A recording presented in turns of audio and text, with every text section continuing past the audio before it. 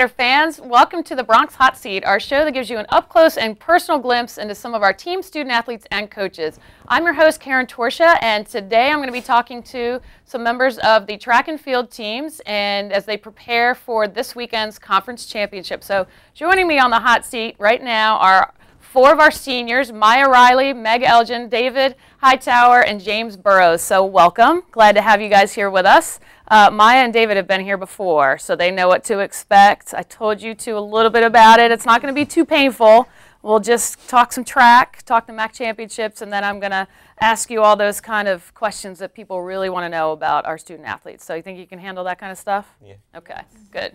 So the Rider track and field teams have enjoyed a lot of success this season individually and with their relays and are looking to kind of capitalize on some of the results they had at last weekend's Penn Relays as we head into the MAC championships this weekend that will be hosted at Rider on Saturday and Sunday. So Maya, I'm going to start with you. So the women's team finished third last year at the outdoors, second this year at indoors. What are some of the expectations for the team this year as you prepare for this weekend, and what are maybe some improvements that the coaching staff has made over last year? The biggest thing I think that everyone's thinking is just win. We're not thinking, oh, like, let's just shoot for second. It's just solely, let's go out there, let's win. Basically, let's just handle business. A lot of changes, I think, are indoors we were motivated, but it was just more motivation as, like, let's just kind of do the best we can do, and we'll just try to do fine in this area. And I think for outdoor, everyone's seeing it as more of a collective effort for us to go out there and basically demolish St. Peter's and Manhattan. Good. So you placed second in the 100 at last year's outdoor championship after winning it the year before. What's it going to take for you to get back on top in that event this year? My start. My start, in all honesty, has been awful. just completely awful. I've just been doing weird things. But I've been going back, having some of my teammates help me out, and really fine-tuning it and tweaking it, so I'll be better with that. Good. So you guys have a lot of talented freshmen. You kind of alluded to it before. There's just a very talented team as a whole. It's not just certain events. What do you attribute some of their success to and their ability to step right in and be contributors to the team? And how have the upperclassmen kind of helped them both on and off the track this year? I think in high school, a lot of the freshmen experience kind of being put in a place of pressure. A lot of them were kind of the biggest leaders of their school, so they're bringing that mentality here at Rider. And I think a lot of the underclassmen, a lot of us know that, like, they have struggled in certain areas, and a lot of us upperclassmen have helped them, guided them, and kind of when they got off track or got disappointed or frustrated, we kind of encouraged them and told them to keep going and kind of keep moving. Good. And I do, I have to ask you about your hands right now. Can you just kind of hold your hands up for us? Yeah. What's going on with the red hands? Well, actually, it's for two reasons. One is because I was dyeing someone's hair, and I thought it would be cool not to use gloves because it would wash off. And the second reason is I'm the second leg of the 4x1, so to make a really good big target, I don't think they can miss that. Good. So, Meg, on the first day of Penn Relays last weekend, the women's team competed in 5 events and broke 4 school records, including the distance medley relay that you're part of. What factors contributed to the team doing so well in that meet, and then what's it going to take for some additional individual and relay records to fall this weekend? Penn Relays is such a big event, and it was really great for us to be able to be a part of it, and I think that all of the relays that went and all of the individuals that went, we're all starting to really see ourselves as a team that has so much potential. We're really starting to fine-tune all of our talents and piece that together, and it really shows up on relays. And I think that was a really good opportunity for us to all kind of piece that together and gain the confidence moving forward into this meet, which is obviously our most important one.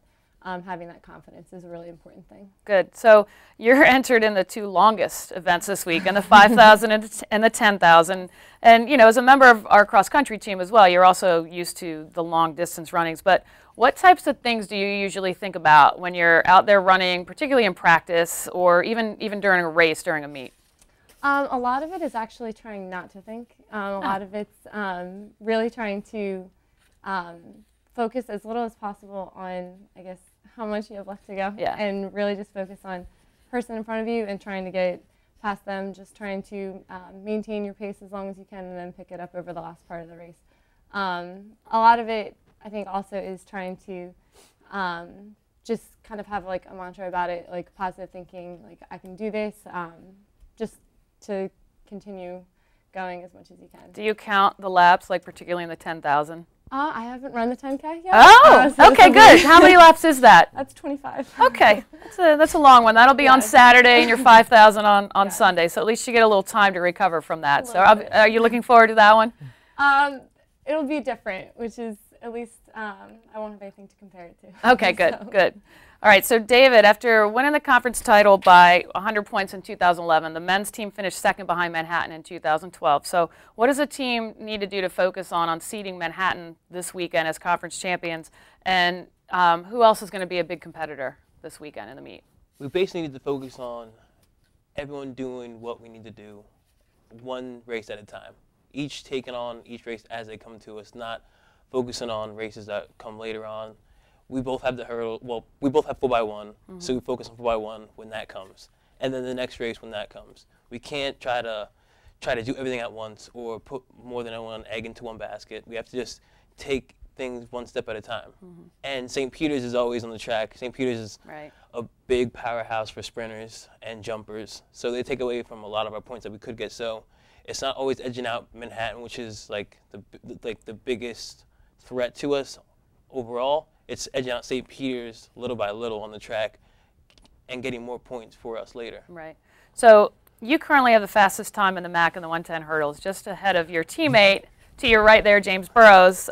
What are you going to need to do to win that event this year, since he is the defending MAC champion? And what type of rivalry do you two have on the track? We have a great rivalry. It's always fun in games, and we always talk smack to each other until the gun goes off. Indoor, we're pushing and shoving each other before the line, trying to like just ease tension, just relax, because that's when we run best, when we're relaxed and having fun, not when we're trying to just go fast and try to be fast. We're just trying to stay relaxed, stay focused, like on having fun, because that's what track's all about. When it's not fun, then you're not going to be running, or you won't be running your fastest. So is it ever okay to finish second as long as it's to your teammate? No. I gave him last year, you know. Okay, you're going to take it back this year? I'm taking it back this year. Okay, okay, good. So, James, we'll get into the hurdles here. So, as a hurdler, the 110 and the 400s are which you're the defending champion in both events, I should point out, for the MAC. You know, they have different strategies, obviously. How do you prepare yourself mentally to kind of go from one to the next, since really there's only 3 events kind of in between it? I think there's maybe on the meet schedule, there's about an hour in between each. You just kind of do one at a time. Once you're done with the 110, you go put your feet up, relax, get yourself ready. It's like, okay, now I have a 400 just with hurdles.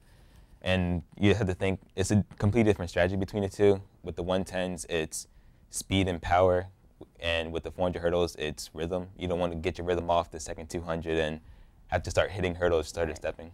Right. So what does it mean to the team that the conference championship is here at Rider? I mean, it's been here at Rider since, I think, 1997 when we joined the league. And what kind of advantages do you think our team has just because it's basically a home meet for you guys? The advantage is that we know the track. We know where the wind starts, where it ends, where we should pick up. And since it's our home track, we feel like we're not supposed to get beat on our home track. That's what everybody thinks. That's especially what we think, because it's max. It's really time to show what we can do. And we have family, friends from Rider that come to see the meet, and it helps push us even more. And the track got resurfaced this year. Have you guys seen that it's led to faster times or different feel to it, any of that kind of stuff? It's definitely a different feel because we've practiced on the track for the last 3 years when it wasn't as good, and now that we have a brand new track, we tend to think, all right, now we can run even faster than we did before. So we should see more records falling tomorrow. Is that what you're telling me? Yeah. I guess. Yeah. Yeah. No. Where's that confidence? I mean, yes, right? Yes, David immediately. Yes. Yeah. David immediately nodded his head, and you're like, I guess. I mean, no pressure. I can't speak for the distance runners. Okay. Meg will speak for the distance runners. You know, and see, it's his confidence that's going to unseat you in the 110s right there. Not. Yeah. I'm streamlined. I'm going to cut right through the wind. Okay. All right. So that kind of does it for my track-specific questions. So now we're going to put you guys on the hot seat. Don't get too nervous. Meg looks very, very nervous right now. She's like, I don't know what to expect. These two are like, whatever. What can you possibly throw at me? So, all right, Maya, here's your first one. If you had a chance to do something you've never tried before and knew you wouldn't fail at it, what would it be? Yeah, you guys were on here last year, so I couldn't leave the questions the same, thinking you might go back and look at it or something. Anything. Anything in the world, if you could try it and knew you wouldn't fail at it, what would you try? Oddly enough, I would be a pilot. Well, it'd be pretty bad if you failed at that, probably. So good. Okay. Yeah. Okay. Good. So if your house was on fire and your family and any pets, hold on, we're moving on. We're moving on. Your house is on fire. It's burning down right now. But your family and any pets that you might have are all safe. Everybody's out. But you could grab one thing before you ran out of the house. What would it be and why? These questions are wild. You know, I told you they're a little all over the place. I had some time to think about them this morning.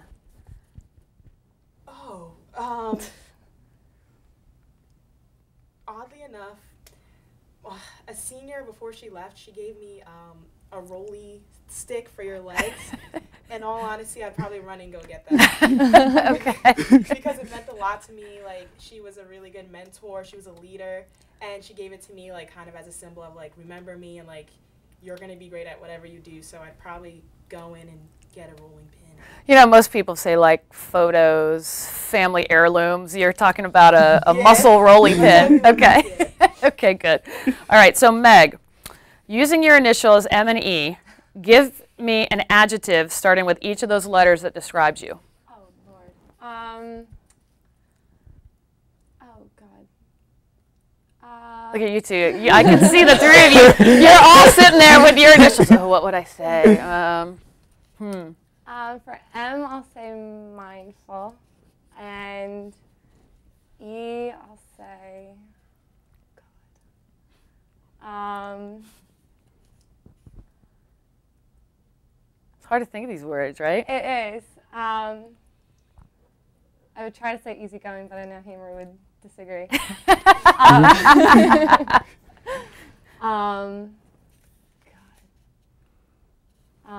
Excellent. I would say, anybody help her out? Oh, God, I wouldn't say that.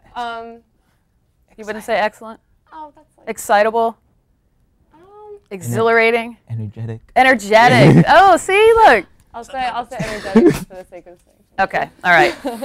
Here's your next one. If you could have an entourage made up of 3 celebrities who went with you everywhere you went, who would they be? Oh, God. Luke Bryan, Tim McGraw, and Kenny Chesney. Wait, who was the first one? Luke Bryan? Yes. Okay. Country music fan, obviously. Yes, okay, very good. much so. All right, David.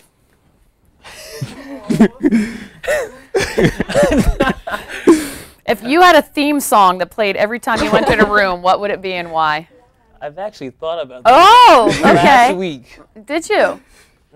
What'd you do? Watch all the old hot seat shows, trying to figure out what questions I might pick? I have used that one before, but I figured you, of all people, would have some kind of a theme song. Actually, me and my best friend were talking about it coming from the track one day. I was like, if you had to walk into a room thinking about a song, what would it be?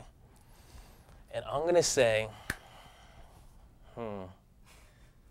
it's either going to be Party Like a Rock Star, because it just gets everyone so like happy and hyped, just coming into a room, everyone just like hearing it, just livens up every room. Or it's going to be like a classic, Boyz II Men, I'll Make Love to You, just Okay. just This is because. a family show. Well, I grew up on that song. It's my favorite song. Okay. Meanwhile, Coach Hamer's in the room, and I think you just got like 10 shades of red. All right, so here's your next one. If you knew the world was going to end tomorrow, what would you spend time doing today other than be with your family? What would I spend time doing? Yep. No running on the track either. No one last hurdle. No last hurdle race with James. I don't know. Maybe. All right. Well, I'll probably go get food from somewhere. But I just love to eat. You have 24 hours. You're going to eat for 24 hours? That sounds great, actually. Okay. But I'd probably go to West Virginia because I met a girl down there. Ah. And I went to school at WVU, by the way, so. She goes to Marshall, and I'd probably go down there and hang out with her for a bit. Okay. And eat Swedish fish all day. Why Swedish fish? Swedish fish is probably the best candy there is. Okay. You had a little trouble saying Swedish fish to start there. It's Um, hard. It doesn't roll off the tongue very easy, It does doesn't, but it goes down easy. Yeah. So it's okay. Okay. Always entertaining as I expected. So, all right, James. If you could be a cereal box character for 24 hours, who would you be and why? Wow. Great Aren't question these for good? him. Is That's a it? great- For him? Okay.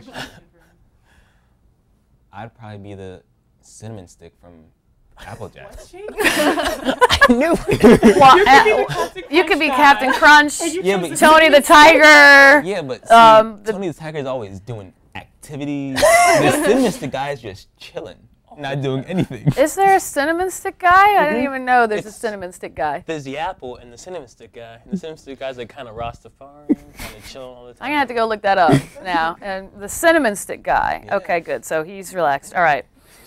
Here's your next one. Who would play you in a movie of your life, and what would the title of that movie be? Wow. I've never thought of this. You don't spend your time when you're walking away from the track thinking about potential hot seat questions like David does? No, I don't.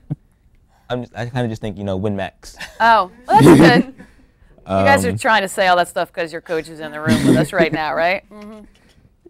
Brownie points. Wow.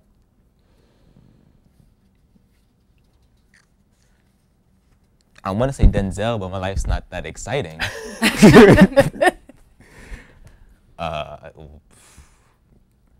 I don't even know. Denzel, he's a little old for you. Yeah, I mean, but he's awesome. He's a great actor. Don't Yeah. get me wrong. And I enjoy Denzel movies. However, Yeah,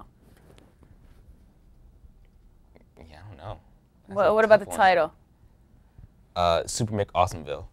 Super McAwesomeville. That's a Maya place. doesn't like that. You don't like that title? You don't think he's Super McAwesomeville? It's a place. It's a place. not But Maya's it could title, though. be. Yeah, you're right. If I asked her the name of her movie, you wouldn't have to like it. So, No, I don't have to like it. all right. So, well, that concludes your time on the hot seat. Wasn't too difficult, right? Good questions this year. So I had to change it up for you two. Thank you for not trying to take over my show like you did last I year. have no idea what you're Yeah, I talking don't know. You were trying to be too entertaining last year. So thank you to the track and field teams for joining us this year, and to our seniors, Maya, Meg, David, and James. And best of luck to both teams this weekend as they compete in the MAC Championships. For more information on Rider Track and Field or the MAC Championships this weekend in general, please visit our website at gobronx.com. I'm your host, Karen Torsha. Thanks for watching, and go Bronx. Find your